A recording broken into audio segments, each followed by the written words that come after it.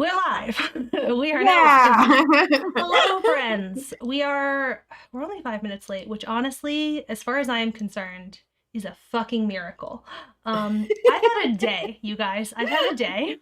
Um, a couple hours ago, the power went out in half of my apartment. Um, oh my God. And now you're choking. Ah! I don't have my water. I forgot to bring my water. Okay, well, off to a great start. Whew. So yeah, the power went out in like half my apartment. Look, this doesn't make sense. I checked the breaker. Everybody keeps trying to like come up with like logical solutions for this. I live in a 40-plus-year-old manufactured duplex. Like, it's a shitty building. Like, I don't know what to tell you, except that like it's just like badly constructed. So people's attempts to apply logic to like bad construction, this is just my apartment. It's bad. Anyway, so I'm like really tempting fate because I have plugged in those lights. The outlet where my internet was plugged in is back there. My kitchen lights, all of that stuff is broken. So I ran to the store to buy an extension cord so that I could plug the internet into my bathroom, is like right there. So I think you can kind of see on the ground there. Yep, that's that's my internet being plugged into my bathroom. But then this corner also died, so I had to get another outlet to run my computer into the kitchen. So that's how I am coming to you guys, and I just want you all to know my commitment, the commitment to Sparkle Motion. Yes. Okay, I'm here. It's also my turn to do the plot synopsis, and usually, like, I get off work at 5, I get cute, I write a plot synopsis. I got my power working 20 minutes ago, so Mari took a couple notes for me, and that's it. So good luck to me and to all of us.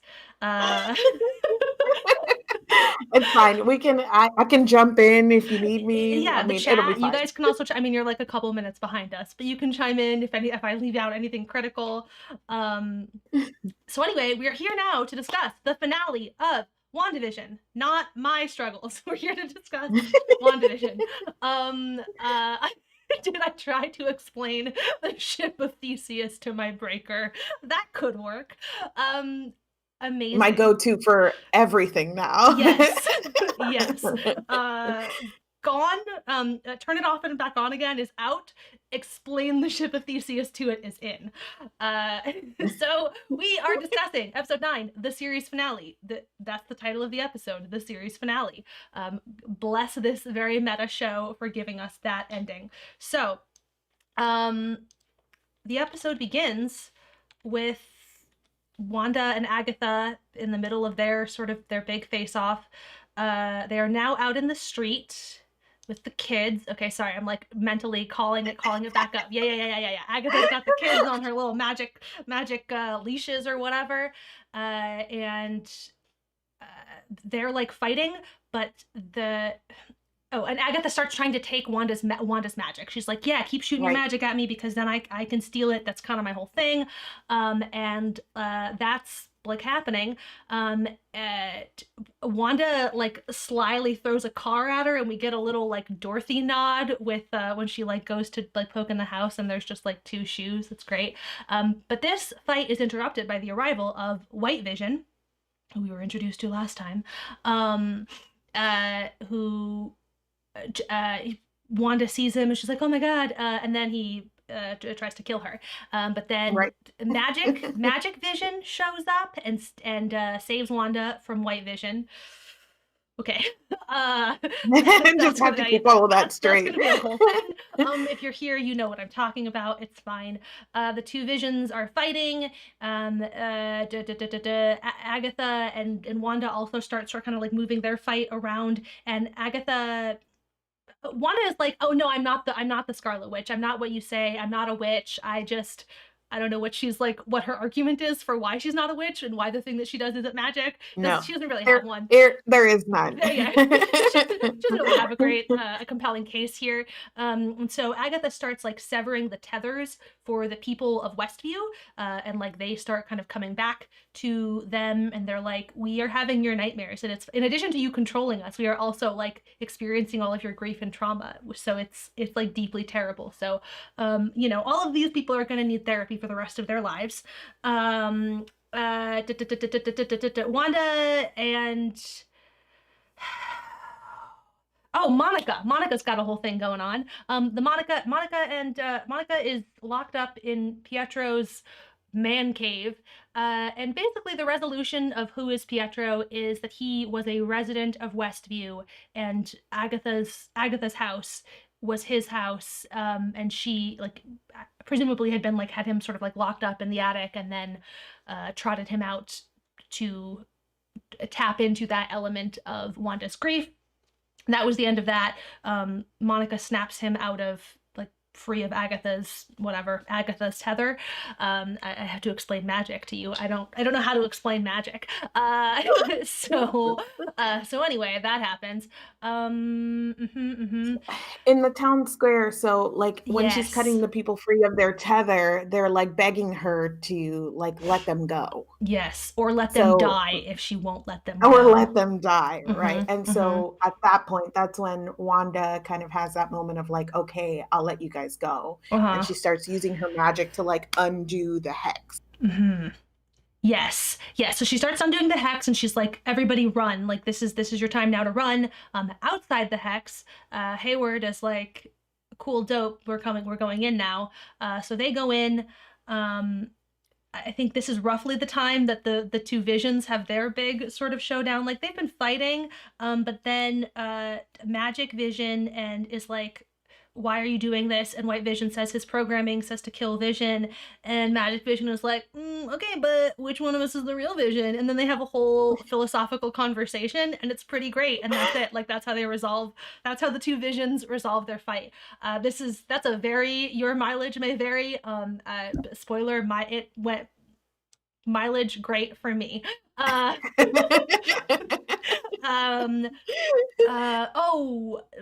Also somewhere around this time, the kids show up, and because as the tanks roll in, so Wanda was opening everything, right? But the kids and Vision started to disappear, and Agatha's like, "There's the rub. Like you can let them go, but you with your magic, like you bound the existence of your family to this place, and so if you destroy the hex, you also give them up. So just you like collapses the hex or whatever, and they all sort of gather in the town square and have this very cute little Incredibles moment where they're all like gearing up to do fighting, do superhero stuff. Let's see. Agatha and Wanda have their whole, Wanda like flashes them back to the scene that we saw before where the witches were trying to kill Agatha, and this quickly goes bad for Wanda because all the witches like turn on her and start shouting, "You're the Scarlet Witch, you're the Scarlet Witch." That was another like, "Okay, fine, I guess I am," moment for Wanda. And then she breaks them out of yes, the they break out of, Wanda manages to like break them out of like that place and back into sort of the real thing. And she starts coming at Agatha real full force, with like, "Here, you want my magic? Like take it," and just like shooting her at it. And Agatha's like, "Cool, give me all your magic. This is great." And then when Agatha believes that she has taken all of Wanda's magic, she gets ready to like destroy her once and for all. And then Wanda like revives herself and reveals that she has turned the whole hex into, she has put the runes on the whole hex so that it has the only the witch who cast the runes may like work her magic effect going on. And so that's the gist of how she wins. Oh, the magic crown. Yes, Wanda's magic crown appears for the first time, I think, in the flashback scene, maybe. We get it a couple times. The magic crown, which we talked about a lot last time. This was a thing that people were hoping to see. It happened. It's pretty great. What else? What am I missing?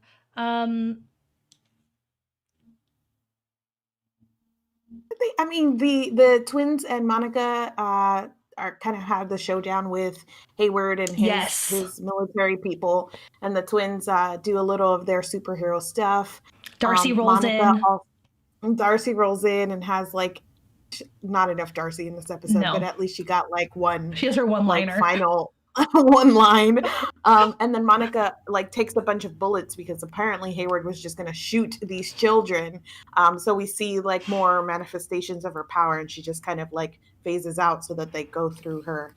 And that was like one of the showdowns. So there was like Agatha v. Wanda, Vision versus Vision, and then like the kids and Monica versus Pietro for a little bit, and then the kids and Monica versus Hayward and the FBI guys. Mm-hmm. And the other thing, well, also with all of the showdowns too, that to be specific to, is that White Vision, after they resolve their issues through discourse, White Vision just flies away. So who knows what's next for him? He's gone. He's done. With all his memories restored. Mm-hmm. He is out there in the world. Yes. Yeah, so that's the basic resolution of all the showdowns. And then it's time to resolve the grief story. So it's Wanda realizes that she has to tear it all down. And her and Vision are like, so it's time to go home, right? So they and the kids start walking back home, and we see the hex start receding as they go, because like the epicenter of the hex is the house. So they go to the house, and they tuck the kids into bed. I mean, really, the second her and Vision are back together, like the cries start, and they don't stop. The cries start coming, and they don't stop coming. And they say goodnight to the kids, and then once the kids are in bed, her and Vision have, more just like very sweet and beautiful moments. And, we've said goodbye so many times, so we'll say hello again. And then the hex is gone, and so is Vision, and so are the kids. And then back in the square, all the people who Wanda has been like traumatizing and torturing are like, giving her the stink eye, because that's all they can do. Really? So, and even that's kind of brave, if you ask me. Like, not great all around. It's just really nobody's having a good time there. But Wanda has like a brief moment with Monica. Wanda apologizes, and Monica's like, I get it. If I had your power, I would have done the same thing. And she says something about how like they'll never know what you sacrificed. She did torture them. So like, okay. A sentiment, but I'm not sure it was the correct sentiment for the moment. Yeah, but I mean, but sure. that moment is just between Monica and Wanda. So like, fine, that's like her trying to comfort her new friend Wanda. Sure. I guess is how we'll read that. But then we hear sirens, and Wanda's like, okay, peace out. And she flies away. One of the FBI people is like, hey, Monica, they need you in the theater. But then in the theater, we discover that the FBI person isn't an FBI person. It is a Skrull. I forget the names. You guys know, we all know that this is my fatal flaw as a recapper, is that I don't know the name of anything. But the people who Captain Marvel like thought she was supposed to fight, and then she realized that her people were the bad guys. This is the Captain Marvel callback. And she's like, our old friend, who's like the one who's posing as Nick Fury, presumably, is like, wants to see you, and you gotta go up to space and go see an old friend. So that's the end of Monica's it's confirmed I was right. Thank you. That's the conclusion of Monica's story / the teaser for where she's headed in Captain Marvel 2. I don't even remember what things were post credits and what thing like were the mid. That was the mid credits. That one was the mid. And then the post credits is Wanda. Yes, and then there's a post credit scene with Wanda out in the middle of nowhere. We first see her in like comfy lounge clothes, sitting on the porch of her cabin, like having a tea or something. But then we go inside the cabin, and like she's like magically, I don't know, like levitating. She's like doing magic and like flipping through the book real fast, and like we can hear the screams of her children. And that's the end. The end. So, I did my best. You guys. Amazing. I Thank think we're all you. very proud of you. We're proud of that we're here right We're, now. That's the real thing. So, one last Mhm. time. One last Did time. you Yep. like this episode of WandaVision? I did. I liked this episode. Again, for the last like 3 or 4 episodes, I've been having this experience that I'm watching it and I'm like, okay, these are the things other people are not gonna like, but I liked it. And Uh-huh. so that was very much the case here. Like I could see why people might not like different elements of this, but I thought that it was a satisfying ending. I thought it was a good single, like contained episode. And overall, like this kind of sealed it for me as this being one of the best seasons of television that I've ever seen and probably my favorite thing that exists in the MCU. So, yes, I like this episode. Yeah. Oh, yeah. The Darkhold. Yes, is the name of the book. I mentioned the book only at the very end, but that's a thing. We will also discuss because the only place that we've really seen the Darkhold in the MCU is Agents of Shield. My time to Your shine. time to shine. Anyway, that's really it. That's all I have to say about it. It comes up a lot on Shield is all. Anyway, I also very much enjoyed this. I agree that this is both one of my favorite seasons of television ever, and absolutely the best thing in the MCU. I think maybe that's sort of our like kind of maybe a logical jumping off point, but like in terms of talking about this in kind of big picture MCU stuff, I think even though I do, this is absolutely the best thing in the MCU, it is also worth noting that it can only exist because everything else does. This is also like it very much I mean, I shouldn't say it only exist. There are ways that you could do this story, introduce these two characters as new characters here, but like not as well, not as effectively. This thing doesn't work as well as it does without the being built off of the entire thing. It's not the it might not be the agents. Presumably it is actually not the Agents of Shield Darkhold. Sorry, I'm distracted by the chat. Because the MCU is like, what even is the Agents of Shield. Anyway, but yeah, I very much enjoyed this like in its own right, but it also feels like I don't know, like the best possible sort of outcome, justification, whatever, for the very expansive thing that they're building. Like this just feels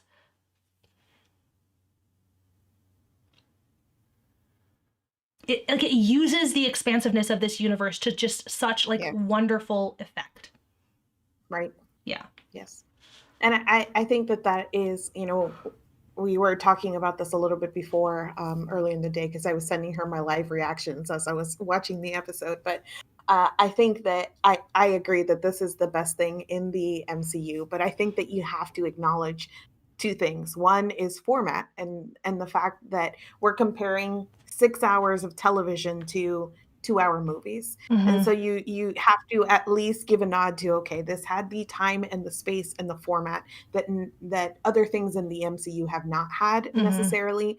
Not at least not in a way that the second thing you have to acknowledge is that it's directly connected to and fed by the MCU. All of these other television things that are MCU don't have that sort of benefit of that direct tie-in. So I agree that this is as great as it is because it had all of this scaffolding built in by the MCU, and it could have some of the storytelling taken care of outside of what we're seeing in this single Mm-hmm. season of television. So Mm-hmm. I think yes, it benefits greatly from everything else in the MCU, and it is still the best thing Yes. in the MCU. I just have to. So Miriam, actually, in the chat, they're also discussing the Kevin. What's his name? Is like Agents of Shield is dead to me. And Nick is saying that frankly, you think that's fair that Agents of Shield is dead. I'm not really sure where you're going with that, but I have a problem with that, and that problem is justice for Daisy Johnson. Okay, which I'm very glad that was Miriam's follow-up. Just want Quake to be happy. Like 100%, there's absolutely no reason that Quake shouldn't have been called up like 14 times in the last like 6 or 7 years. Like I just. Anyway, that is my real look, they can abandon the entire rest of the show. I just need them to bring Quake into the MCU. That's it. That's all I want. That one thing. I just want Quake. I'll let them abandon all of the rest of it. Even though I think there are other good characters that are worth saving, she's the one that like I need to save from Agents of Shield Oblivion. Anyway, building. Yeah, I think yes. There's like there are thematic things about it too that I think in addition to the fact that like the story building, like there are narrative pieces that, you know, just in terms of the structure of the story, right? They got to lean on the fact that a lot of the story was already told. We know that Wanda has suffered going into this. Like this is a known thing. So like that we have that jumping off point from which to start this thing, and like sort of the weird unsettling vibes at the beginning. We know that Vision is dead, and so like it's allowed, you know, in a way that if you don't have those kinds of things baked in when it starts, it's still a little, it's gonna tell you. Yes. Yeah, but it's gonna tell you this is weird without you being able to step in and be like, I know immediately that this is weird because of like previous stuff. Yeah. Right. Yes. It is able to set you in an ostensibly normal, like throwback sitcom and have you know that it's fucking weird because of everything. So like there's that stuff. But it's also like I think that the like grief and, you know, grief first and foremost as Wanda's story, like grief and like mental health stuff that Wanda represents, and then the like what does it mean to be human stuff that Vision represents, like those are very, very interesting questions, and they were like there's really no way that those aren't going to be the questions that I am the most like, yeah, that's my shit.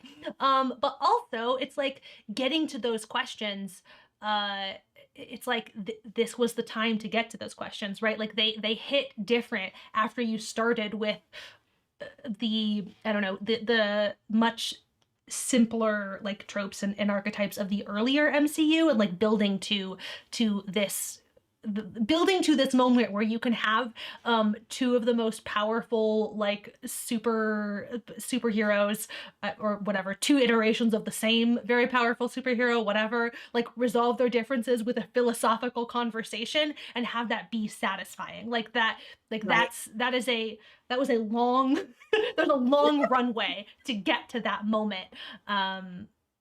Yeah. I agree that it isn't just about like narrative, it is about themes as well, and being able to build up to some of these themes. And I think that in that way it makes you see very clearly how this is such a good thing in and of itself, but also as a piece of the larger MCU puzzle. And the reason that this narratively satisfying and some of those thematic moments were satisfying to me, like a philosophical showdown about what it means to be human, is because those themes are sort of seated out in the larger MCU and not explored as well, honestly. But this was a time and space to do it. And so again, we're back to this space where one is feeding the other, and each of them are kind of making the other thing more satisfying. So like in retrospect and moving forward. So yes, I have like my feelings on the MCU are so like wild and varied, but this thing has made me love the MCU even more because of like all of the things that, okay, sure, I had to sit through, you know, however many movies and hours of things, some better than others, but like, I don't know, this made it such a worth it experience to me. Miriam is asking, I want to find the handful of people who have watched this without seeing other parts of the MCU, because I think they got a lot of her trauma within the story, like this could stand alone. We talked about this earlier, and that was my immediate sense, was that this could stand alone. And I do think that like the idea that she has a lot of grief and trauma is like seated. And I think like, I don't know, I go back and forth, because I originally had that sense. And whenever we discussed this previously, I was talked out of that opinion. And so like I feel like you could argue both ways, that like there are yes, like the show does acknowledge her trauma, and like it introduces pieces of it that were more like her childhood stuff was paid lip service elsewhere, and like this is the space where that is actually kind of like introduced. So like it's there, but also to Nick's point, yes, it's more powerful with the context of everything else. Like yeah, I will say too that I think that if you're coming to this and then you're like, I have no idea about the MCU, but you just want to watch WandaVision, this Mhm. would probably be a better binge. And I think earlier in the season, Yeah. we thought that this wouldn't stand alone because we hadn't seen yet the episodes that were like, oh, well, Vision died and here's her childhood trauma. And they do bring that stuff up so that you could learn it within the confines of this series, but so late in the season comparatively that Yeah. you would have to sit through like what, 2 hours or like 4 episodes of just episode without any context before somebody even told you like, hey, Vision's dead in the real world or whatever Mhm. it was, you know? Mhm. So it is there. The pieces are there where you could watch it and gain all the knowledge you needed within the confines of this, but not immediately, not in the way that you would almost receive it in a traditional storytelling sense, where you would open with Vision died, and so here's what happened. It's almost like Right. here's what's happening, and then halfway through you're like, and Vision died, and here's her childhood trauma.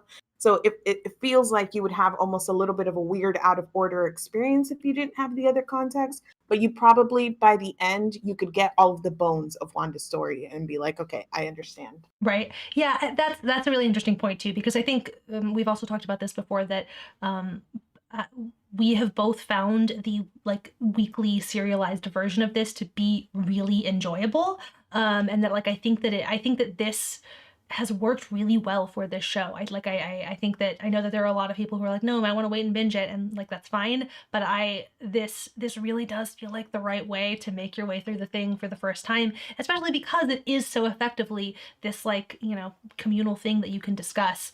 And I think that there's a lot that I am getting out of the show that is like getting to be able to have that experience. But I think that you're right that like if you were coming to this without that background, or I don't know, even if you just had like maybe like you had seen the movies but like kind of don't really remember it, like had been like a more casual, I could see how like yes, that this in that context the binge actually might be better if you needed the shows feeding you of that information, like if that is how you were picking up that information, then like yeah, probably the binge.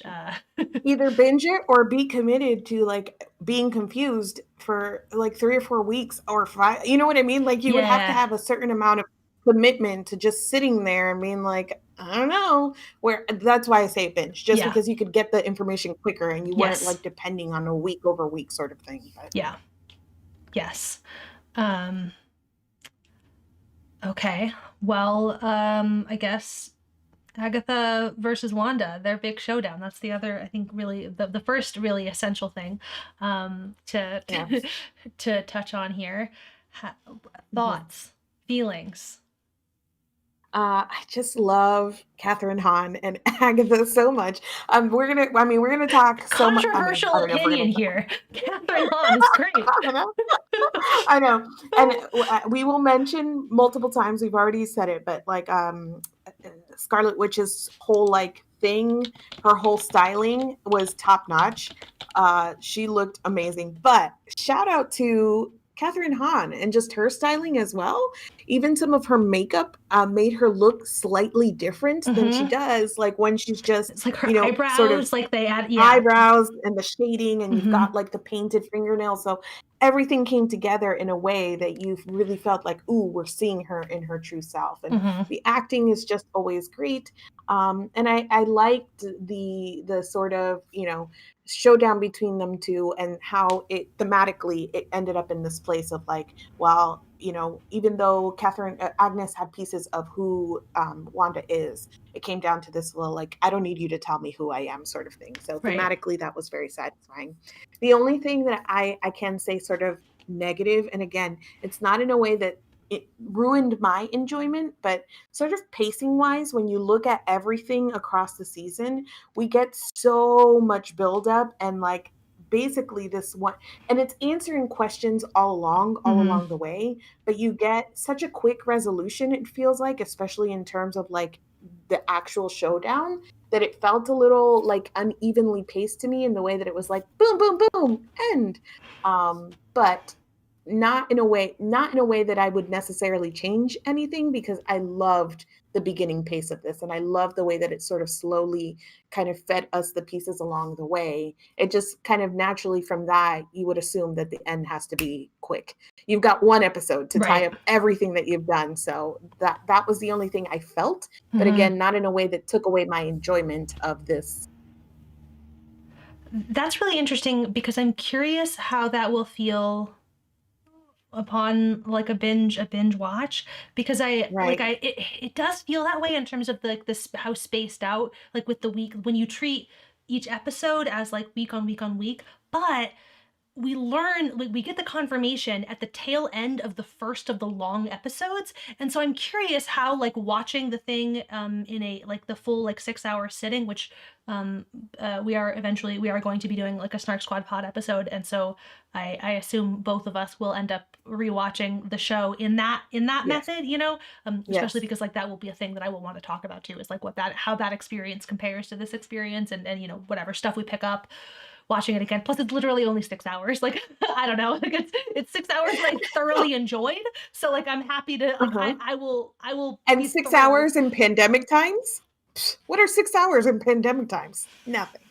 Uh, yes, yes. So I am curious. All of that to say that I am curious to see how those beats will feel in that form versus in this weekly form, because it does end up like the long episodes don't actually end up feeling that different than the short episodes. Like these longer ones have felt about the same in terms of overall pacing. It's just that there's a lot more story, like they've expanded the amount of story threads that they're trying to address in each episode. So they wind up feeling very, very similar. And so I'm curious if I don't know how the pacing of Agatha's stuff winds up feeling that way. Miriam, I am also genuinely shocked that I have not rewatched the entire season yet. I'm pretty sure I said like early on that I was sure that I would wind up rewatching stuff prior to this moment, but life somehow has been busy inexplicably. How am I busy? I don't know, but I am. So I'm glad that we have scheduled a podcast episode, so I have a concrete reason, like put it on my calendar, add it to the list of reasons that I'm busy, is that I have an appointment to watch all of WandaVision from beginning to end. And I actually think it'll be better too to really do the rewatch together as opposed to doing it sort of Complete. piecemeal. Yeah. Yes, I Uh, agree. so yeah, that's in a weird way that I don't So, hate. It feels. Oh, go ahead. the other thing about that we could say about the like Wanda and Agatha showdown is that it very, very on the nose, like picks up on something that they alluded to in that episode where she's like, the runes, only the spell, the witch who does the magic can do it. Which again was one of those moments that I'm like, ooh, some people are gonna hate that, because it was like we even said it like when I was doing my recap. I'm like, I'm sure that will come back, because Uh-huh. it was one of those very like sort of obvious TV storytelling things. Right. But I will tell you, when the runes started appearing in the hex, I was like, oh my God. Oh Yes. crap. Oh crap.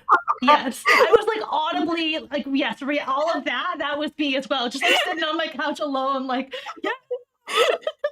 Because at that moment, I had forgotten about the runes. Like, I wasn't thinking, oh, here Mm. come the runes. I was Mm-hmm. thinking, like, okay, there, she's draining her power. I Mm-hmm. was my thought when she couldn't cast her magic at that moment was like, oh, like, Scarlet Witch's magic was not meant for her. Like, she can't handle it. Like, that's where Uh-huh. my brain was Uh-huh. going. Uh-huh. So Uh-huh. when I started to see the rune, I was like, they got me. Oh shit.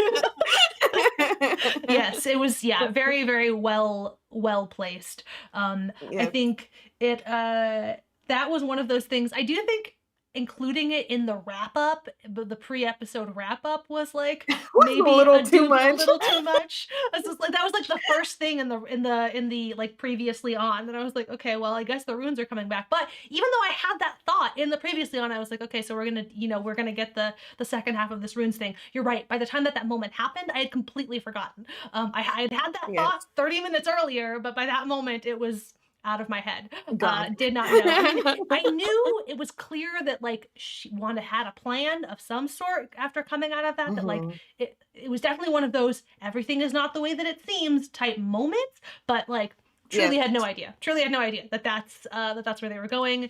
And I loved So it. Miriam in the chat said that it like they made it even better because it was finally her like accepting that she is a witch. So it makes it even better. It was coming out of, she had gone to that previous scene, and you joked about it, like everybody else was like, "You're Scarlet Witch," and she was like, "All right, already." But like that moment of like, okay, I guess I am.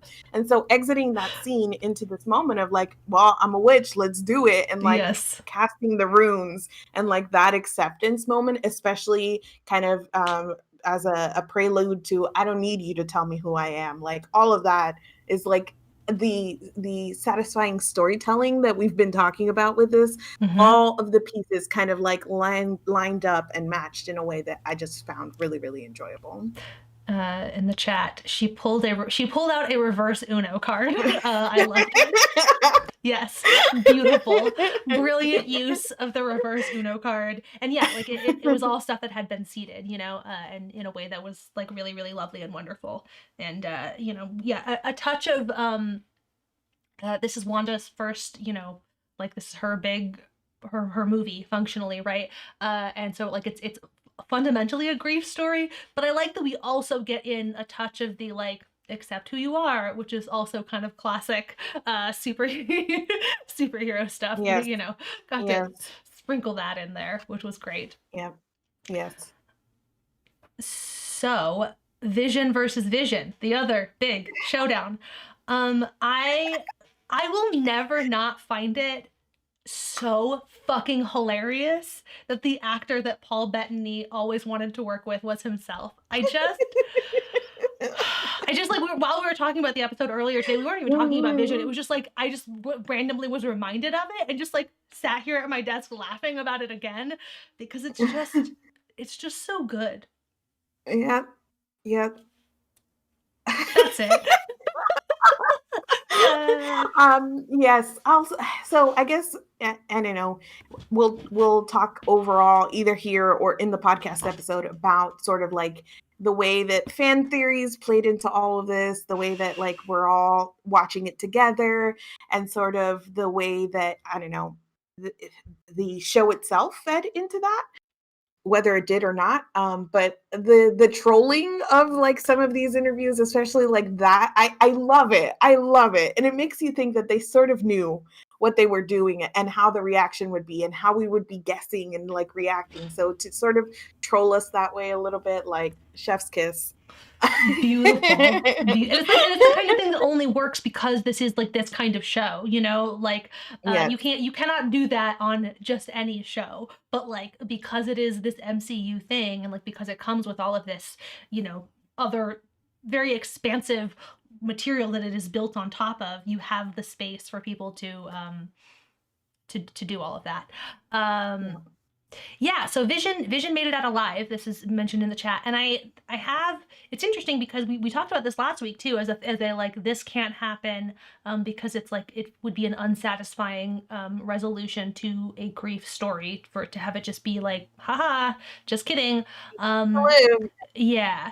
And this does actually feel like the one loophole in that I actually like, I'm okay with it because she did still have to say goodbye to the entire which our theory was that she would have to choose, and like maybe she got to keep the kids. But like the fact that it was that whole unit had to go away, and like she did have to have that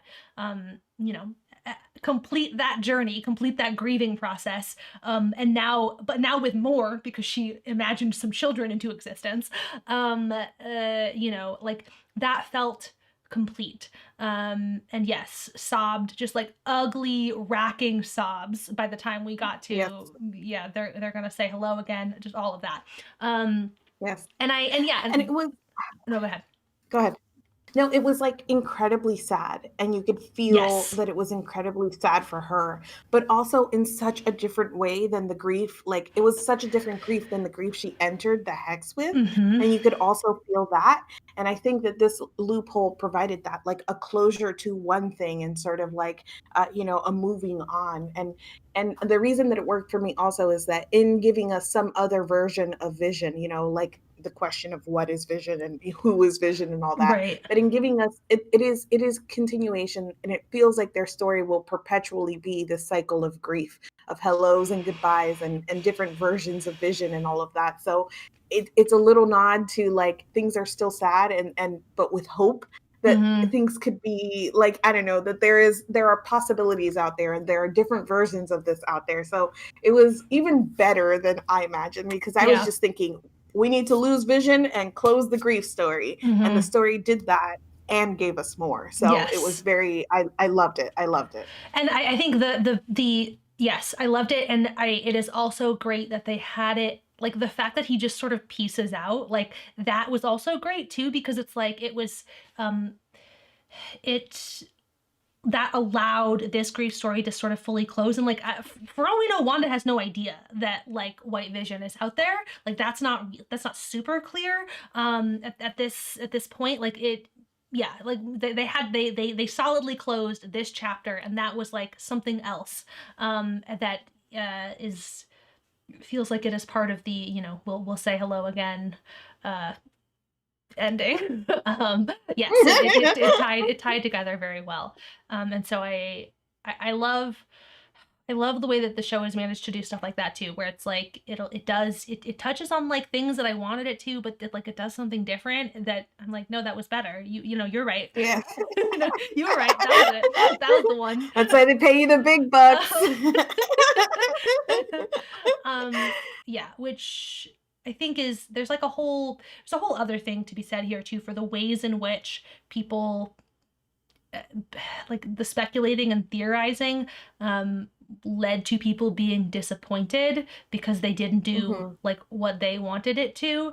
And like obviously we think that this, like, the speculating has been fun, like we have been doing plenty of that. I feel, and we are obviously in the position too of like not really being married to any of those things, because most of our guesses are just like, oh, I saw this thing on the internet, this is a guess that I saw that I like, or whatever, or just rooted in our very like patchy collective knowledge. And so not feeling super invested in any of those theories like helped us come at this from a place of like not having big expectations. But like I feel like in addition to that, I think that is part of what is so great about this. I think the fact that it didn't do all of that like building and branching off. I think somebody mentioned this in the chat too, that like the fact that they let this be its own contained thing, Yep. with doors open, that like there are ways, that there are jumping off points, which I think that's kind of the next. So like Monica Fietra, like there are ways, yes, there are things, right, like leading you to places, but like this story is done, and in a way that like if there were some other big, like if there was some other big bad, and then that was going to be the big bad of Doctor Strange, like that would have made this thing less satisfying, because this thing wouldn't have felt complete if that were the way that this happened. I do think the only way in which this thing didn't feel quite complete, and like my personal biggest problem with the way that this ended, and again, I said at the top that I loved this in spite of this, is that we didn't spend quite enough time wrestling with what Wanda did to those people. Yes. The reason that this was not like show destroying for me is that it's not that the show didn't acknowledge that she did harm to those people. So like the show is aware, and the show like openly acknowledged that, and didn't try to treat it as, oh, it was fine, oh, you didn't do anything that was that bad, or whatever. So like that, which if they had done that, if they had tried to be like, oh, okay, you're fine, like everything's peachy, that would have been I would have different feelings right now. But also, even that complaint, I kind of see the way in which like that's like part two of her story, right? Like that's not necessarily this story. Like that's a whole other. This was the grief story, right? And then it's that is a there's more to her story. It's the kind of thing that I'm not like super, I don't expect, I don't have high hopes for that being very well dealt with outside of the space of this show, to be honest. But like, I don't know. The show knows that what she did was Yes. fucked up, so Mm. it's fine. There were a number of things for as much as this like probably was a lot my jam. Not only in like contrast to what we've said about how the MCU feeds this, a lot of why I loved this was that it felt so unsuperhero like in a lot of ways, especially at the beginning. Hmm. But this episode was really interesting because it had a few like Marvel like staples and set pieces and Hmm. like even the showdowns and the fight sequences and some of these things that we're talking about, like the big reveal of the runes and how that felt very like a beat that you would get in a traditional superhero movie or Hmm. whatnot. But then the other thing that is like classic MCU, which is really even more ironic in the confines of this story, is that these superheroes do their thing and there's all this collateral damage that we never have the time or space to really grapple with. Hmm. Whether Wanda will grapple with it in any way in sort of her own story, that's one thing we'll see. But also, like all of these people were also characters we were introduced to, Hmm. minor characters, but then we just kind of fly away from them, and there isn't a sense of any sort of resolution or completion for those minor characters. But also, such a superhero thing. I Right. mean, like we're never gonna talk to or see anything about the buildings that are torn down or the people who get almost crushed in the rubble or whatnot. But Right. I don't know. Yeah, And go ahead. in the confines of that, of like it's such a superhero thing, it was like not a superhero thing to say like point blank your superhero like fucked up a bunch of people, like a bunch of Yes, innocent people were hurt yes. by by your fave is problematic. uh like the for the thing to acknowledge it that way. um it wasn't as much as I wanted, but it did feel, like Then we've gotten more from than yes. more than we've gotten in other places. So, mm, Yes, yeah, yeah, um, and I think as when like, even if in that moment, if she walks away as a Wanda who's a little more crushed, let's say, like she's, at that moment she's sobbing because of the way that these people are looking at her or whatnot.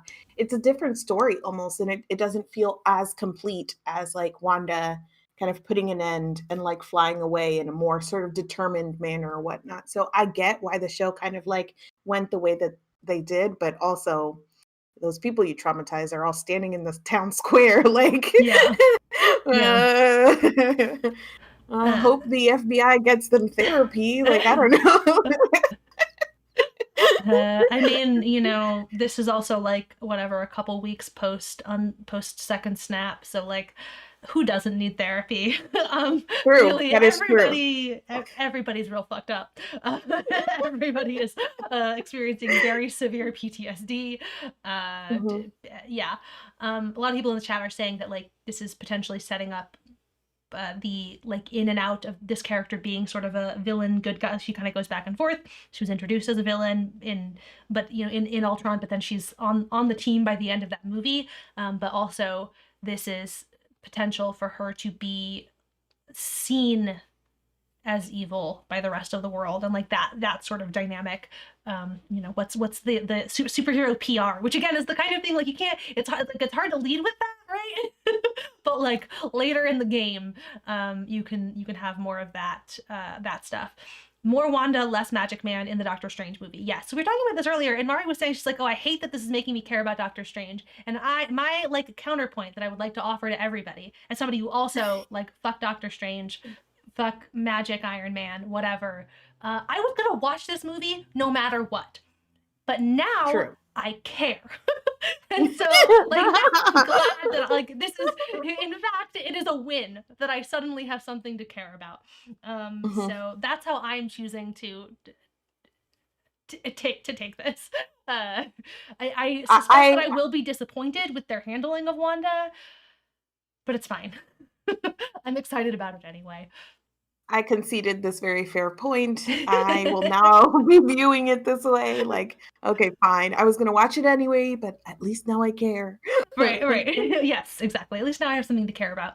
I sort of acknowledged like 15 minutes ago that we were going to kind of move into Monica Pietro, and then we didn't. So I guess let's do that. Let's do that now. Uh, thoughts, feelings, reactions, hot takes. Um, I have enjoyed Monica throughout all of this. I think at the very end, it felt like Monica and Darcy and Jimmy also, like, just kind of, I don't know, they were sprinkled into this episode in a way that it was like, oh, I wanted more almost from those characters, but it was fine. Uh-huh. I'm excited for like future Monica stuff and space and all of that. So Mm-hmm. I enjoyed that they gave us the mid-credits season, or the mid-credits whatever Scene, little yeah. scene, to at least be like, yeah, there's more. So like, Right. okay, thank Right. you But for we acknowledging know that that she there, was you barely know. here. Don't worry, we got you. Yes. Coming Yes. soon to a Captain Marvel 2 near you. Yes, and I am prepared to hear any counter arguments, and I'm ready to change my mind. But for me, the way that I'm thinking about it right now, the Pietro stuff was one of the weaker elements as well. And the whole thing where, so again, and I don't think that this is a case of like us theorizing too much and not getting what we wanted. They cast the actor Right. from another thing, and I'm not saying that this is the end of this either, but the way that it ended with just kind of like this joke of like, oh, man cave, his name's Boner and he was an actor. Uh-huh. I was just kind of like, womp womp. I don't know, it felt a little anticlimactic. So yes, when I was watching it, I had basically the exact same reaction. And I think that that's a fair take. I don't like actively disagree with it. However, I have sort of like come back around on my like why I actually feel kind of okay with it is sort of twofold, and it goes back to my satisfaction with the fact that this story feels complete. And I feel like in this context, setting up too much of the like the sort of multiverse theories about who this character is would have left this story too open-ended. And I don't actually feel like that is foreclosed upon here. Like I think that still feels possible. Like that ending, it was because it was so simple and it was so abrupt. It feels like a door that you absolutely could open somewhere else and not have it be like, what the hell, you told us he was that actor or whatever. Like that, the, Mhm. the abruptness of it felt like that door is still open. And I also think that the ways in which the fake outiness of it, the thing is, this show didn't do that to us. Like, this is not a show that was constantly relying on like gotchas, like we talked about that at length. And this idea of like swapping out actors, because this show plays so much on, I'm getting to why cast Evan Peterson. This is where I'm going with this. Because this show plays so much with like meta TV and like meta storytelling like beats, like the idea of this wink wink casting, like it fits. It fits. I don't like, to me it actually doesn't feel like out of place here. I understand, like I also wanted it to be a lot more, and I also felt a little bit let down in the moment. But like, I don't know. I I look. I'm I not. don't I The just, it reason that doesn't I feel wrong to think me. that it doesn't fit, or I think that for a like the MCU to be so careful about the things that it doesn't like redo or cross over, and or what characters it chooses to, put aside, that's the end, or Mhm. reintroduced in certain ways, for it to cast this actor just as like it's a meta joke. I think that they're too careful with their characters and their stories to just do it that way. And even if it is that, I personally, whether it fits or not, whatever, I don't find that satisfying just to do that as like a meta joke. And in the confines of this thing, sure, they closed that door, but in the confines of this thing, that's a really unsatisfying story like arc altogether for me. So it again, not like season ruining, not anything that like ruined but at the end I was just kind of like, that's it, either as a joke or as like a bridge to something else. I just felt really unsatisfied in that moment. Yeah, I mean, I do. Yes, I also felt like I am not saying that I did not also feel very unsatisfied. Again, like to reiterate, I also felt very unsatisfied with that in that moment. I don't know. Like I just generally, my feeling on it now, I'm not, my case is not, oh, this was like a master stroke. That's also not my case. I just like don't care. I think is like really like where I have come down on is I actually just I I, I just don't like, I don't care. Like I really actually don't feel I don't feel that strongly about it. Um is more why I say all of that. Like that to me is what I don't know. That is where I have landed, is that because of all of those things, because it is not like it is, for all of the reasons that you said, I really do not doubt that we are going to see Evan Peterson again somewhere else. Like that this is going to be, picked back up. How the fuck did he get here? Like as this person, whatever. Like that doesn't feel over to me, first of all, like in that way. Mhm. But like just within the confines of this thing, I just kind of feel like, um, yeah, I don't think that it was the most satisfying way to end that arc, but it also wasn't like it didn't to me feel like a a massive sort of setup that had to be paid off. Is I don't know. To me, I feel like Yeah. it feels sufficient, I guess, it is the thing. Even though it is one of the weaker arcs, I also feel it feels sufficient.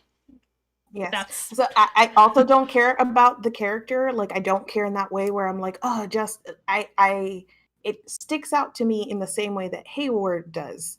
And that like so many good things, like so many of the characterizations were amazing. And this was so careful about the time and space that it used up, uh-huh. that it just stuck out in a Yeah. really obvious way, I think, to dedicate time in this episode to that with that ending. That's why I like care, because I was like, oh, that's like a really obvious sticking point to me. I don't care about the character, and I also Uh-huh. don't care where they go from here. I just think that it was like one of the weaker elements of like an otherwise really wonderful season of TV. And I guess the sticking point is also like, but why? Like Sure. why would you why would you do this to us? Even if the answer is to open a door later. But yes, why kind of shoehorn this in here Uh-huh. if it's only to open a door later when otherwise you had like a pristine season of television, is Uh-huh. kind of the way that I feel about it. Yeah, sure. Sure. Again, my I have landed at shrug. Is my I will not and because of my lack of conviction, I accept that I will not move anybody else. But I'm not being moved back into feeling this conviction either. Uh, I'm solidly in the land of It's okay. shrug. You have I think like Amy in the chat agrees, but Yes. I think I have the rest of the chat. Yeah. So And that's fine. Again, team shrug. I don't care. Yeah, you can have that. Because again, where I have landed is ambivalence. And like, sure, yes, the fact that I feel a level of ambivalence to a significant arc in a thing that I otherwise loved, like, sure, okay, fair. Yeah. On the idea of setups, Hayward has always made Sword feel a little infiltrated shield-ish to me, bad people in high places, so whatever he is or isn't setting up for later, it just sits funny. Yes, Amy. At least Amy, you and I have each other, and that's great. I love that for us.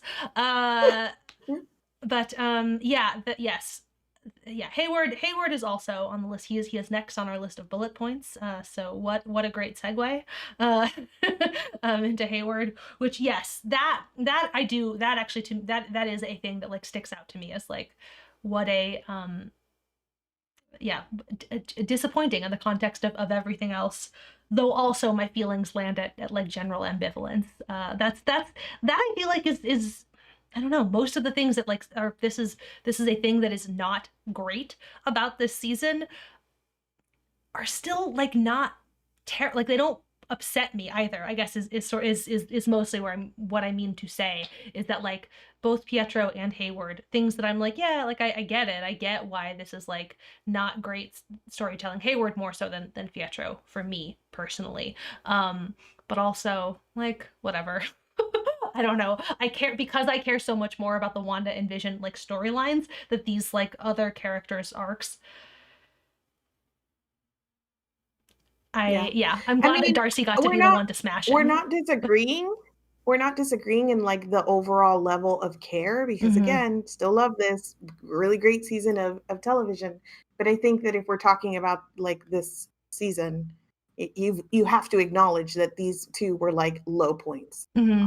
on like how much that upsets you. Yes, that I guess is where we're it doesn't upset me because I still feel like I love this thing. And when I walk away from it, I'm not going to be thinking, Fietro. Like that will be the least of my thoughts about this whole thing. But in the grand scheme of like, okay, let's talk about the season, I think it's worth acknowledging that these two felt to me like weaker points. And the Hayward thing, I am more ambivalent about, I guess, because it felt to me like that door was closed and locked. If Mm-hmm. they open it down the line, I will be more upset. Yes, Just yes. like the Fietro thing, I'm kind of like a little more upset on the scale of things because it feels like this is a door that could be opened again, and that's why I'm kind of like, then why do this to us here like this? It kind of Mm-hmm. feels unresolved in a way that like makes it like stick out even more. But the Hayward thing, I'm like, okay, fine. It was just kind of Yeah, like he's for he's gonna be this, and he's gonna be locked up, and that's the end of that. Yes, yes, yeah, yes, yes. That hopefully, that if he I shows up agree. again, we'll be angry. But Hayward's kind of done in my head, and so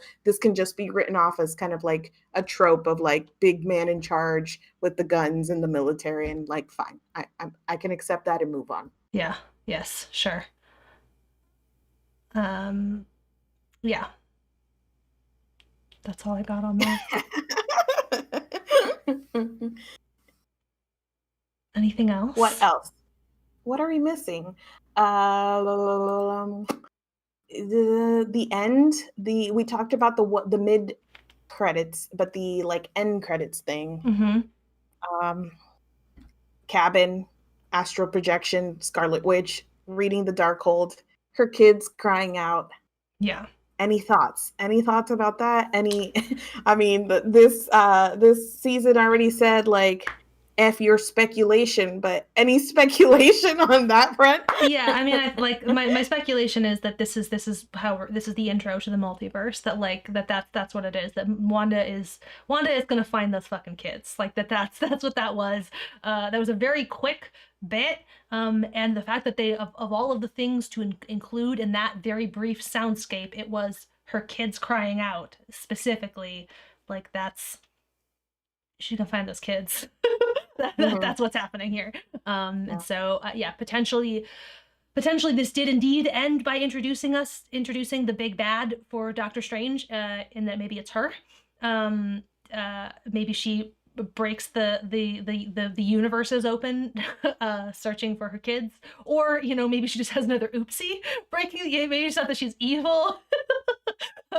She, but Yep. like does do a big bad, um, Yeah. as she deals And with her I don't feelings. know about like Scarlet Witch, but we were talking about like in how in line it is that she's kind of like a villain at first and kind of goes back and forth between those things. But also like this idea that we're shown here that as a Scarlet Witch, it's like sort of foretold that her chaos magic is a bad thing. Mm-hmm. So whether or not Wanda is bad is kind of, I don't know, maybe secondary to her magic is kind of and like Right. it creates all of this chaos. So she keeps kind of, single-mindedly going for these things like, I want Vision back and look at what happened. And so now we see her at the very end like, okay, my kids, and you just get the feeling that this is not going to end well. Wanda, But girl. also like, girl, I want you to have those children too. So read your book, drink your tea.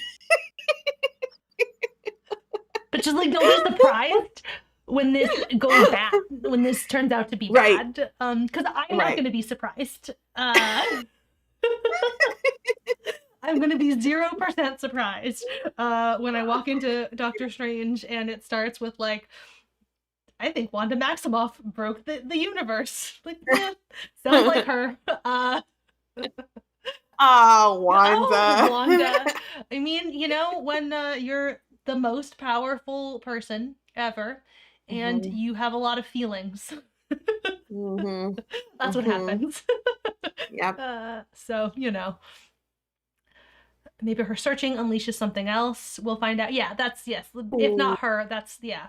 If not her, then like she stumbles into doing a bad. It's like some sort of like indirect, like it was not her intention to do a bad thing. Right. However, some consequence of her chaos magic is a bad thing. Yes. Oh, Wanda. Yeah. Yep. I can also see Wanda blasting Magic Boy into a wall, and I cannot wait. I am less here for when Magic Boy tries to pretend that he can take Wanda. And if the movie is going to try and convince me that Magic Boy can take Wanda, I will be highly upset because that is a false narrative. That's false. That's incorrect. That's simply not true. I mean, like, you better include like a very clear explanation for why like her magic is on the fritz. Okay, when he's suddenly able to like defeat her or whatever it is that he does to best her. I'm gonna need a very detailed explanation for why she's not up to top capacity, because at top capacity, absolutely not, no fucking way. That's all. I need a clear explanation for why she's incapacitated, because that's the only way that that's going to happen. Surely it is going to happen because it's his fucking movie, so fine, whatever. I think we're wrapping up. Yeah. I am fully prepared to start rejecting Marvel movies as canon and only accepting the TV shows. I mean, look, I'm just going to construct... Like, I'll include movies. I just am going to construct my own, a little bit of this is the canon, and a little bit of that can go in the canon. Just, yeah, a little do.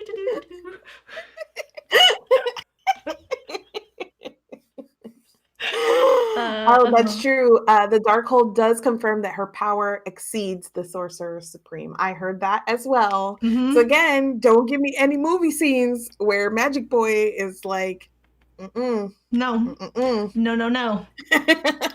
Absolutely not. Her power exceeds the Sorcerer Supreme. So, yeah, I mean, I suspect that it's going to come down to a like chaos control thing. Like that actually kind of feels like the way that they're going to resolve that is that the way that they're going to handle the fact that she is objectively more powerful than him is going to be a that, which is also very classic superhero arc shit. Yeah. And I'm saying this regardless of whether or not they end up working together towards the end. I just feel like there's going to be some moment of him and her clashing, like trying to stop. And I'm already preparing myself to be upset at something that hasn't happened and may not happen. That is what's happening here. Sure. Yes. I mean, who knows? We did get Thor unable to beat Hela, the acceptance that was beyond his power and he had to find another solution. So, who knows? Some really great additions in the chat. She created vibranium. You wish you could. Sir Magic's a lot.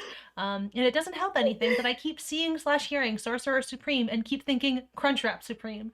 So I just want you to know that I'm hungry. But also here's the thing. This is why I don't know what anything is fucking called, because our whole website is built on us not calling people or things what they're called.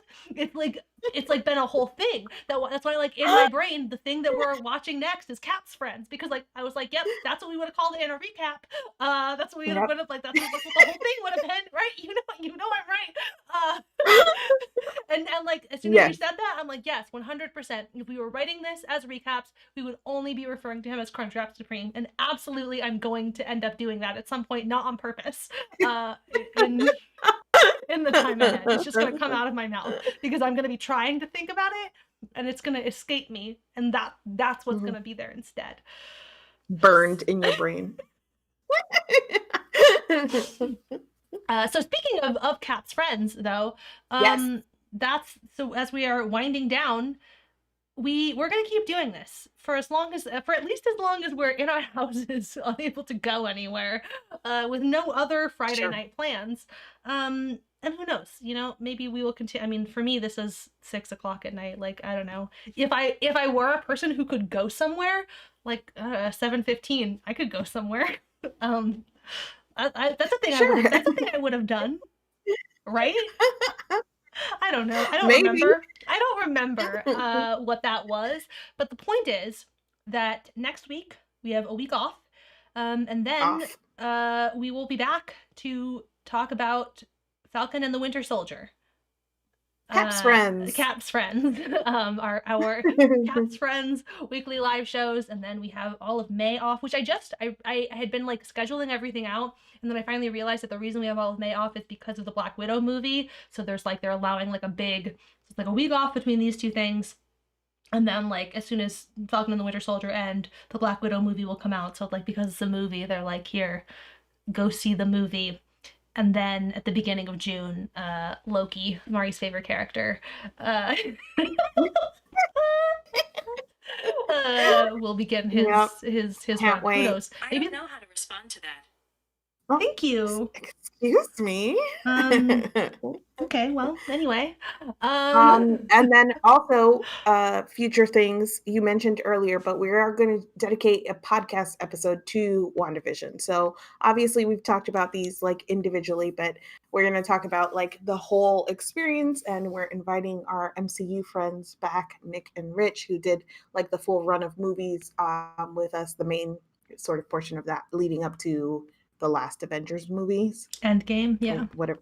Endgame, yep, that's the one. So you guys can check that out when it comes out. And yeah, we will also be doing a movie on the Black Widow, or an episode on the Black Widow movie. So we're lots of MCU stuff. Yes, a lot of MCU content. We are also on the podcast making our way through the DC stuff. We're doing that in 3 episodes. We put the first one up. I'm bringing this up now in the context of confines of this because we did first one. So we broke this down into 4 movies, Justice League, 4 movies.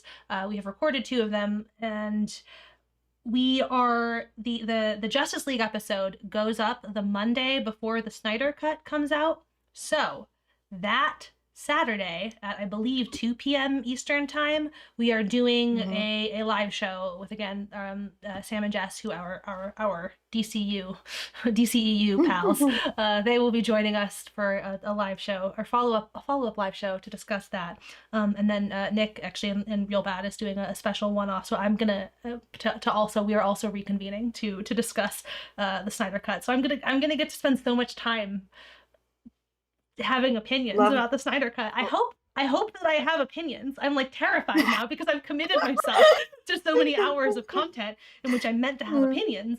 I'm sure I'll have opinions because we had so many opinions about Justice League. If not, on the live show, just take notes on opinion, everybody's opinion and then adopt them as your own. I'll be like, cool, okay. Yeah, great point, Sam. Nice. All right, Jeff, I see ya. And then I'm gonna come in the next day to record the Real Bad thing and be like, oh yeah, well, here's this really insightful point that I have to make about the Snyder Cut. Love that for you. Thank you. Yes, me too. Yes, the SnarkSquad cinematic universe.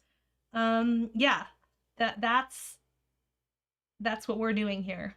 Mhm. Listen, the MCU is giving us so much content, and we said, fine, we accept your content. Here's content in return. It's the only way we know. Okay. That's it, though. We're done. We're done here. I think so. I think Okay. we did it. Well, thank you, I think we guys. did it. I think we did a thing. Oh my gosh, the end. We've gotten to the end of the thing. We've completed something. Yay! Go us. Go Very us. proud of us. Thank you all for joining us on this little journey. Thanks for watching all these things, talking to us about them. It has been truly one of the many things that has made.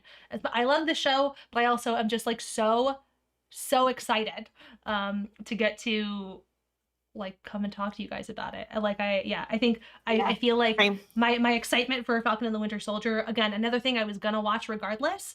I didn't have quite the same level of feelings about like Doctor Strange, who like I actively dislike. I don't actively dislike Cap's friends, but like, you know, like I just knew I was gonna watch it. I was gonna watch it because it's part of the thing, and I'm a completionist who can't help herself, so I was gonna watch it regardless. But now I'm excited because I'm gonna get to talk to all of you guys about it, and we're gonna have so much fun. Yes. Love So, that for us. love it. Thank you guys. Thank you.